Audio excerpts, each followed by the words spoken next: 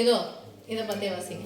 8,6 5,11 -5,12 மற்றும் -4,3 ஆகிய புள்ளிகளை முனைகளாக கொண்ட நாற்கரத்தின் பரப்பை காண்க. எதனுடைய பரப்பளவுமா கேட்டிருக்காங்க? இப்போ நாற்கரத்தின் பரப்பளவுனா எத்தனை புள்ளிகள் வேணும்? முக்கோணத்தின் பரப்பளவுனா எத்தனை புள்ளிகள் வேணும்? 3 புள்ளிகள்னு சொல்லக்கூடாது முழுசானா, 3 புள்ளிகள் வேணும். இப்போ முக்கோணத்தின் பரப்பளவு ஒருவேளை அவங்க கொடுத்துட்டாங்கன்னா ஏதோ ஒரு புள்ளியை நம்மளை கேட்பாங்க. 2 மெத்தட் தான் இருக்குது.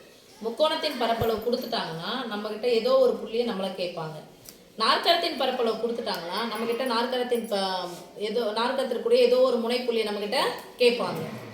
இப்போ நாற்கரத்தின் பரப்பளவை கண்டுபிடிங்க, டைரெக்டாகவே கொடுக்குறாங்க. இது ஈஸி மெத்தடு. ட்ரிக்காக கொடுக்குறதா நாற்கரத்தின் பரப்பளவு கொடுத்துடுவாங்க, அந்த புள்ளியை நம்மக்கிட்ட கேட்பாங்க. முக்கோணத்தில் இன்னொரு ட்ரிக் யூஸ் பண்ணுவாங்க. கொடுக்கப்பட்ட 3 புள்ளிகளும் ஒரு கோடு அமைந்த புள்ளிகளாக என்ன செக் பண்ணுங்க அப்படின்னு சொல்லிட்டு நான் ஆராய்க, என்ன சரி பார்க்க, எல்லாம் சோதிக்கன்னு சொல்லிட்டு வாக்கு கொடுத்தாங்கன்னா அப்போ ஒரு கோடு அமைவான புள்ளிகள் என்றால் முக்கோணத்தின் பரப்பளவு ஈக்குவல் டு 0. அவ்வளோதான். அப்போ இந்த 3 மெத்தட்லேயும் 5 மார்க் கொடுத்தாங்கன்னா நம்மளால என்ன பண்ண தெரியணும், அதை சால்வ் பண்ண தெரியணும்.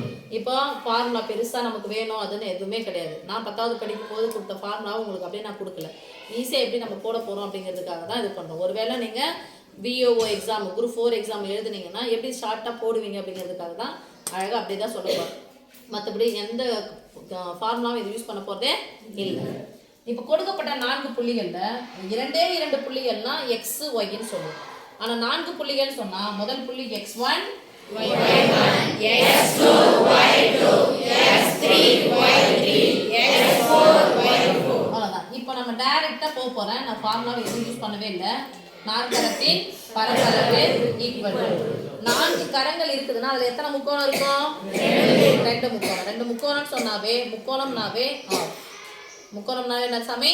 ஆஃப். அப்போ 1/2 1/2. சில பேருக்கு இருதலை அடைப்புக்குறி அழகாக வந்துச்சுன்னா நீங்கள் இருதலை அடைப்புக்குறி இது மாதிரி போடுங்க. இல்லை இங்கிலீஷ் எனக்கு இருதலை அடைப்புக்குறி வராது அப்படின்னு சொன்னால் நீங்கள் இப்படியே போட்டுக்கோங்க. புள்ளிகளை எடுத்து எழுத போகிறோம். எப்படி எழுத போகிறோம்னா கீழே கீழே எழுத போகிறோம். மேல என்ன எழுத போறோம்? 7 கீழே 6 அப்புறம் 5 11 -5 12 -4 3. அதே நம்ம எதை திருப்பி எடுத்து எழுதணும் சாமி? 7 சதுர அலகு. மிஸ் இது மாதிரி போட்டா போதுமானா இல்ல, ஆரோ மார்க் கண்டிப்பா போடணும். இது மாதிரி எழுதிட்டு அப்படியே விடக்கூடாது. இது மாதிரி எழுதிட்டா அது அணியா மாறிடும். அணியா பாருங்க 2 பை எத்தனை அணி 5 அப்படின்னு சொல்லிட்டு போயிடும். அப்போ என்ன பண்ண போறோம்னா ஆஃப் இன்ட்டு பெருக்க போகிறோம். மேலே இருந்து கீழே போங்க. ஃபஸ்ட்டு அம்புக்குறி. ஓகே சாமி, ஈஸியாக 5 மார்க் அழகாக எடுத்துகிட்டு போயிடலாம். ஆனால் என்ன பயப்படுத்துறது, நமக்கு பெருக்கல் தெரியணும், கூட்டல் தெரியணும், கழித்தல் தெரியணும். இப்போ கூட்டல் தெரிஞ்சாவே போதும். கழித்தலும் தெரிஞ்சிடும், பெருக்கலும் தெரிஞ்சிடும். இப்போ 11 8 பெருக்கணும். 11 8 88. ரெண்டுமே பிளஸ் இருக்கு. குறி வந்து எப்படி இருக்குன்னு பார்த்துக்கோங்க. பிளஸ். So plus I 12 60. ஒரே ஒரு மைனஸ் இருக்கு. அப்ப என்ன போட போறோம்? மைனஸ் 35 15. ஒரே ஒரு மைனஸ் மைனஸ் 4 24. அவ்வளவுதான் சாமி. ஓவர். இப்போ கீழே இருந்து மேலே போறோம். மைனஸே இல்ல, என்ன போட போறோம்? மைனஸ். அவ்வளவுதான். கீழே இருந்து மேலே போனால் மைனஸ் போடு, கீழே இருந்து மேலே போனால் மைனஸ். 6 கோளாறுல கீழே இருந்து ஃபர்ஸ்ட் மேலே போயிடலாம். மேலே இருந்து கீழே வாங்க, அதுக்கப்புறம் கீழே இருந்து மேலே போங்க. கீழே இருந்து மேலே போகும்போது என்ன போடணும்? மைனஸ். 5 30. திருப்பி நீங்கள் பெருக்கும் போது இது போடுங்க.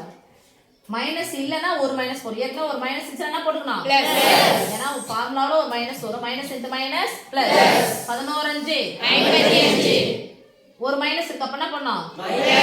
மைனஸ் போடணுமா? கீழே இருந்து மேலே போனா ஒரு மைனஸ் எக்ஸ்ட்ரா போடும். அவ்வளவுதான். மைனஸ் இல்லைன்னா மைனஸ் போடு, மைனஸ் இருந்துச்சுன்னா பிளஸ். எத்தனை மைனஸ் இருந்தால் மட்டும் தான் பிளஸ் பண்ணோம்? சப்போஸ் 2 மைனஸ் இருந்துச்சுன்னா ஏன்னா மைனஸையும் பெருக்குன்னா பிளஸ் ஆக மாட்டோம். நம்ம ஃபார்முலாவில் ஒரு மைனஸ் போடணும் கீழே இருந்து போகும்போது. ஸோ ஒரு மைனஸ் எக்ஸ்ட்ரா ஆகிடும். இங்க 12 48. 48. ஒரு மைனஸ் இருந்துச்சுன்னா பிளஸ் 48. மைனஸே இல்ல, அப்ப என்ன போட போறீங்க?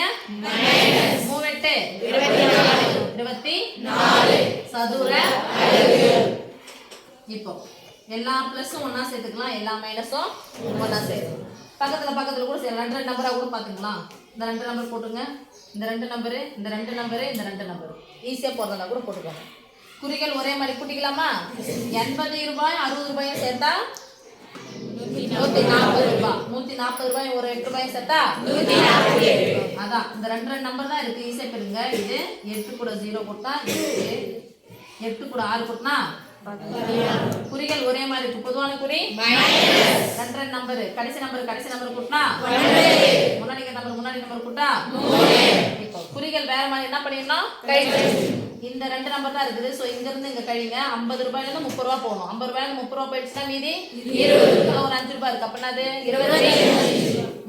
30 பெருசா 55 பெருசா? அப்படின்னா பண்ணோம் 5ல இருந்து 0 போனா 5, 5ல இருந்து 3 போனா 2. ஓகேவா? இப்போ குறிகள் வேற மாதிரி என்ன பண்ண போறோம், கழிக்க போறோம். இங்க இருந்து இங்க போங்க. 8ல இருந்து 4 கழிச்சா 4ல இருந்து 2 கழிச்சா 2. பெரியனுடைய குறி சதுர அலகு. இப்ப பாருங்க கழிக்கணும். இங்க 9 பெரிய நம்பரா இருக்கு. ஸோ கழிக்கிறதுக்கு என்ன பண்ணலாம்னு சொன்னா இங்க இருந்து இங்க கழிச்சுக்கலாமா? கழிச்சுக்கலாமா? இல்லை மிஸ், நான் இது 2 கழிச்சு அப்புறமா போட்டுக்கணும். 1/2 இன்ட்டு பெரிய நம்பர் அப்படியே வச்சுக்கோங்க. 140 மைனஸ் 31. எல்லாரும் போடுற மாதிரி தான் போடுறேன். வாய் தந்து போய் சொல்லியா சார்? 2 நம்பர் நான் 25 ரூபாய் 24 கூட்டா 5 கூட 4 கூட்டினா 4 கூட சரி 2 கூட 2 கூட்டினா 4. சதுர போயிட்டோமா? 147. இங்க பாரு சாமி, குறிகள் வேற மாதிரி இருக்கா? என்னது குறிகள் வேற மாதிரி இருக்கா? Plus 49 minus 39 minus 39 கழிக்கலாமா? 9ல இருந்து 9 கழிச்சா 0, 4ல இருந்து 3 கழிச்சா 1. என்னுடைய குறி பிளஸ் ஈக்குவல் டு 1/2 இன்ட்டு போட்டுக்கலாமா? இந்த 2 நம்பரை ஒரே நம்பரா மாத்த போறோம். 148 கூட 10 ரூபாயை கூட்டினா 150. வாய் திறக்கல 150. இப்போ ஒரு பின்ன எண் ஒரு முழு எண்ணுக்கு நடுவுல பெருக்கல். சோ குறுக்க கேன்சல் பண்ணலாம். 2 2 7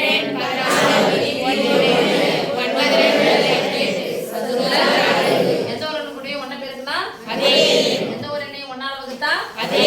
சோ 79 சதுர அலகு. ஓகே சாமி, ரிப்பீட்டடா இந்த கொஸ்டினை கேட்டுட்டே இருக்காங்க. உங்களுக்கு டெஸ்ட்ல இருந்து ஆரம்பிச்சாலும் ரிப்பீட்டா அந்த கொஸ்டின் கேட்குறாங்க. கொடுக்கப்பட்ட 4 புள்ளி அப்படியே இருங்க, மேல இருந்து போடுங்க, நிதானமா பெருக்கி போடுங்க, அவசரமே வேணும். சரி சாமி, டன். ஓகே.